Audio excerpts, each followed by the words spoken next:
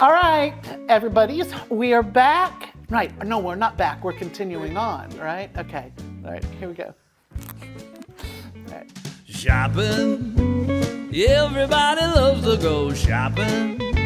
And if you are imbibing when you're shopping, that's Soluti.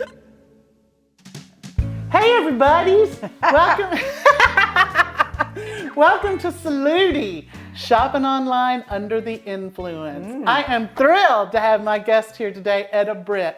Etta is one of my dearest friends. We go way, way back. We do. And in the recording studio, on stage, singing. Yes. Etta is a great singer-songwriter, and she is also has a passion for cooking. And she likes wine and maybe a little bourbon sometimes when she's shopping online. No maybe about it. No maybe about it. So one of the things that she bought online that she wants to talk about, and I have to tell you, I went and bought this book because of you, because you talked about it, is this wonderful cookbook called Mississippi Vegan by Timothy Packron. And Etta, tell me about this book. Well, I discovered him on Instagram and on his stories. His stories are just amazing. And he was making a succotash. And he talked about it, which is fabulous. And he talked about iron skillets. And he just basically told everybody, if you don't have an iron skillet, just forget it. I'm not playing with you right now.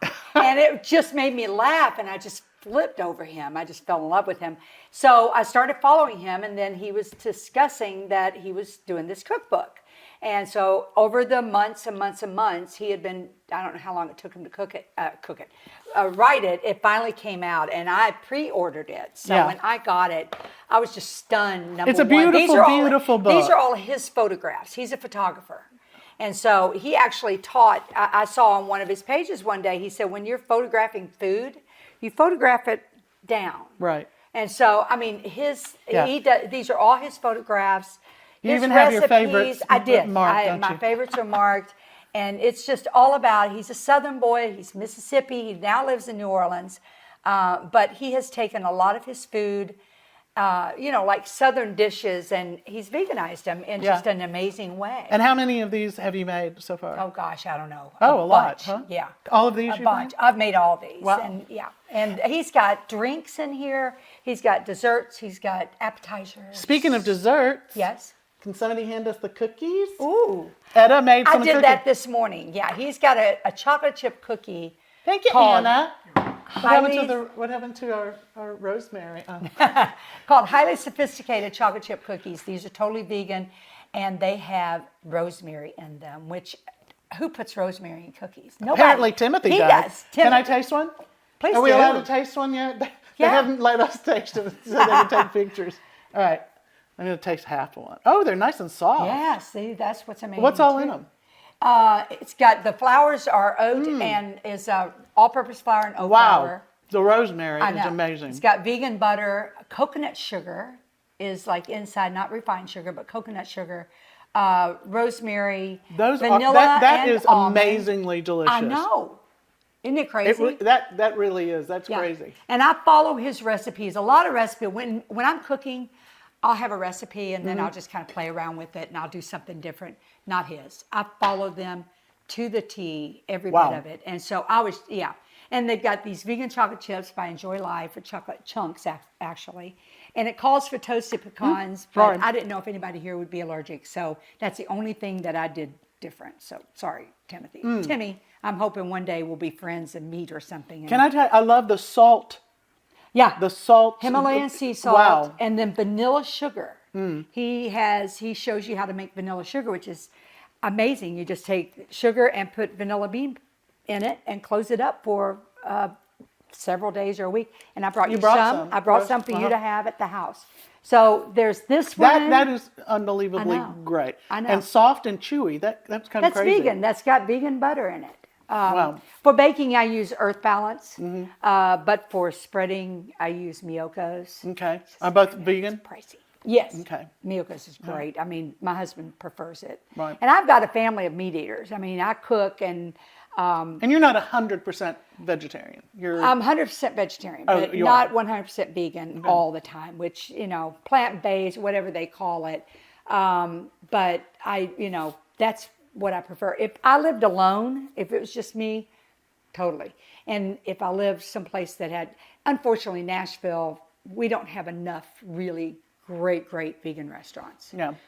We've got some good ones. Yeah. But, There's some real good ones. But, you know, you look out California, like the Veggie Grill. I mean, yeah. But yeah. this isn't California. So. Yeah. But another great, one of my favorite things to do, and I will bring you, these are the toasted pecan waffles. Ridiculous. Ridiculous. So I did a little something from each, like breakfast waffles. These are his Creole Chex Mix. These are fabulous. I make a great big huge thing. And so our family, we play Catan, Settlers of Catan a lot. So we always have snacks out. So I always make sure I have those out. So Creole Chex Mix. And then this is a ginger mint limeade. And that's great if you add a little bourbon. But he also has a Satsuma whiskey cider in here that does have definite bourbon. But on this, I mean, it's got lime and lemon. He loves Meyer lemons, and I love Meyer lemons. And so you come over here, and this is the succotash stew. That's what got you hooked on it. No, his succotash did, but I've made this stew, and it's fabulous. The first thing I cooked out of here was Mama's rosemary white bean soup. Timothy loves rosemary.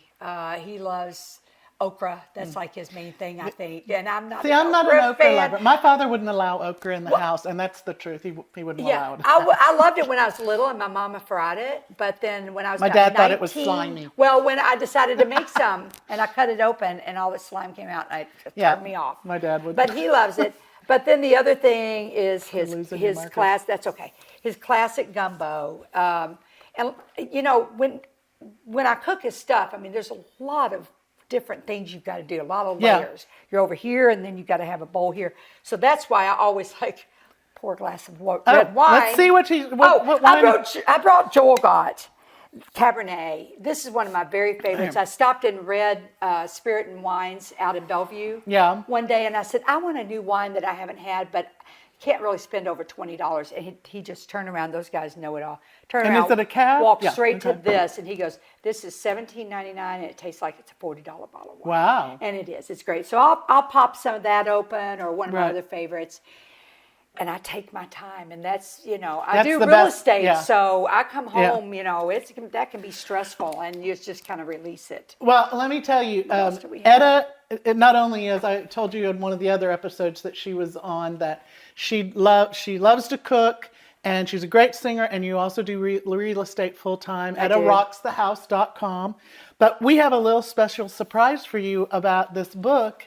Did you make something? No. My dear friend Rachel, who's going to be doing some of these shows, she was his roommate, and we are about to call him, and you're about to No, you're not. Yes, you are. You're not. You're about to meet him and talk to him. Yeah. Hang on. We'll be right back with that. I can't take that.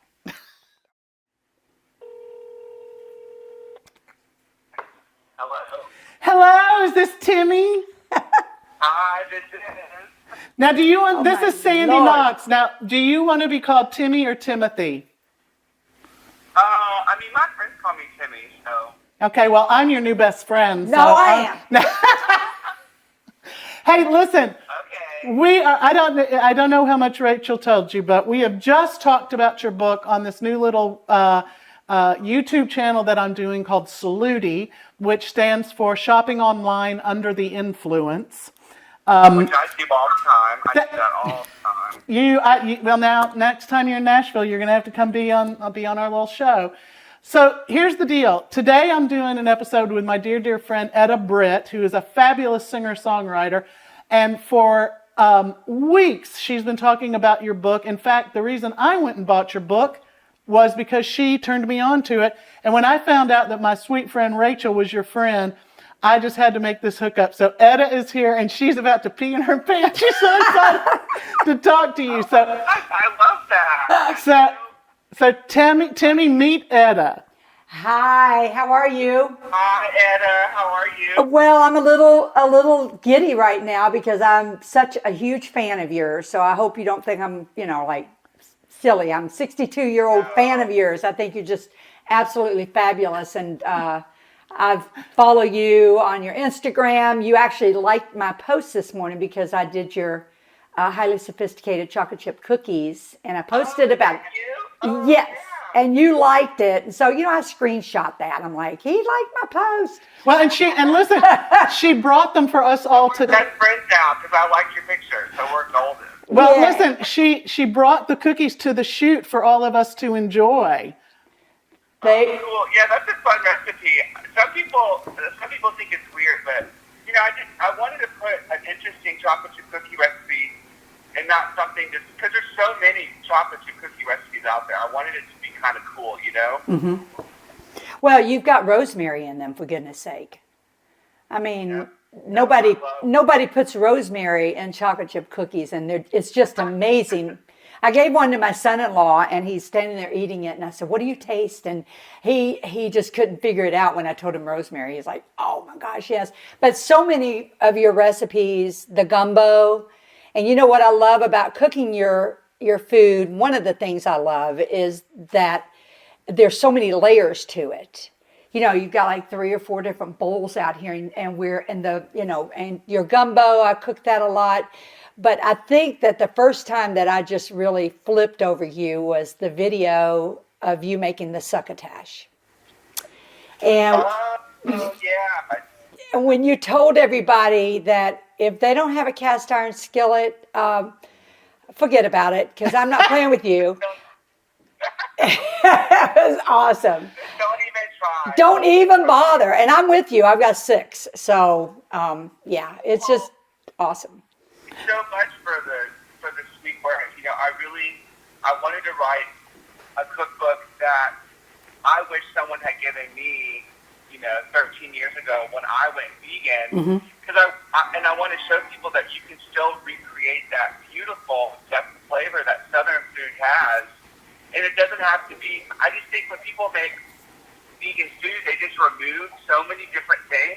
Yeah. And then you're left with something kind of scrawny, and it's like, that's not delicious food. So, but I've been so touched.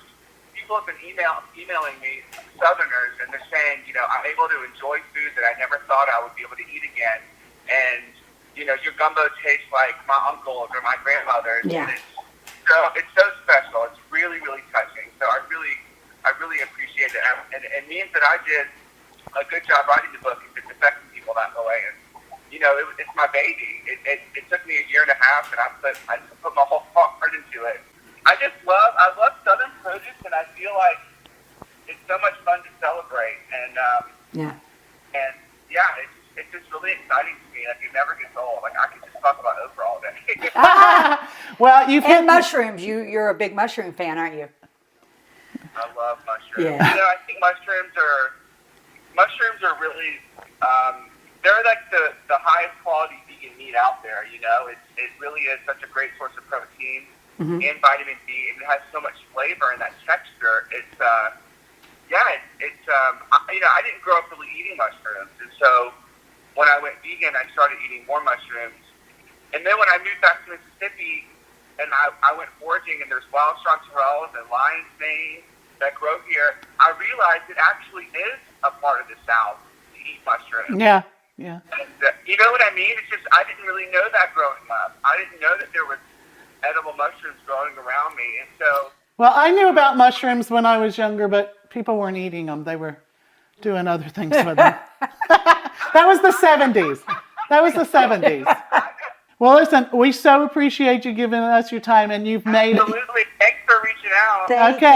Thank you. Have a good day. I'll talk to you guys later. Okay, bye-bye. Bye. That was so sweet. Well, oh my gosh. That just really is so cool. See, this is the most beautiful book. Yeah, it is beautiful. We saw it, and so Yeah. Anyway. Okay, everybody, I always got to tell you this. Sorry, I have to read it because I never can remember all this social media stuff. Thank you for watching. Please go like us. If you like us, then subscribe. We'll be here every Friday with a new episode of Soluti, which you can hashtag Soluti, and you can follow us on Instagram and Facebook. Thank you so much for watching, and have a good weekend. shopping. Yeah. Okay, I'm calling him. Are we rolling? Thank Oh, you. good. Thank you. We're good. I'm nervous. Don't be nervous. Do you need a shot of something? That's Soluti.